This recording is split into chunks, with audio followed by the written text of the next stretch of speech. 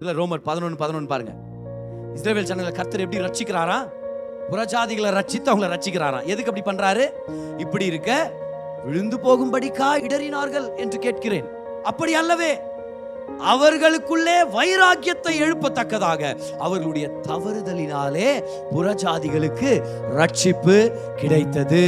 இஸ்ரவேல் ஜனங்களை பார்த்து சொல்றாரு, என்ன நீங்க ரிஜெக்ட் பண்ணிட்டீங்கல்ல, அவங்கள ஆசீர்வதிச்சு உங்களை கொண்டு வர்றேன் நானு. ஏன்னா அவங்கள ஆசீர்வதிக்கும் போது நீ கேட்ப அவங்கள்ட்ட போய், எப்படி சார் இவ்வளவு நல்லா இருக்கிறீங்க, உண்மையான கடவுளுடைய பிரமாணங்களை பெற்ற நாங்க இருக்கிறத விட நீங்க நல்லா இருக்கிறீங்களே. அப்ப நம்ம சொல்லுவோம், உங்க கடவுளால தான் நாங்க நல்லா இருக்கிறோம். ஆபிரகாமுக்கு வாக்குத்தத்தம் பண்ண அந்த தேவன் தான் எங்களுடைய தேவனாக நான் ஏற்றுக்கொண்டோம். எங்களையே இவ்வளவு ஆசீர்வதிக்கிறாருன்னா இஸ்ரவேல் ஜனங்களான உங்களை ஆசீர்வதிக்க மாட்டாரா? பொறாமையை கொண்டு கர்த்தர் சுவிசேஷத்துக்கான ஒரு வழியை கொண்டு வருகிறார்.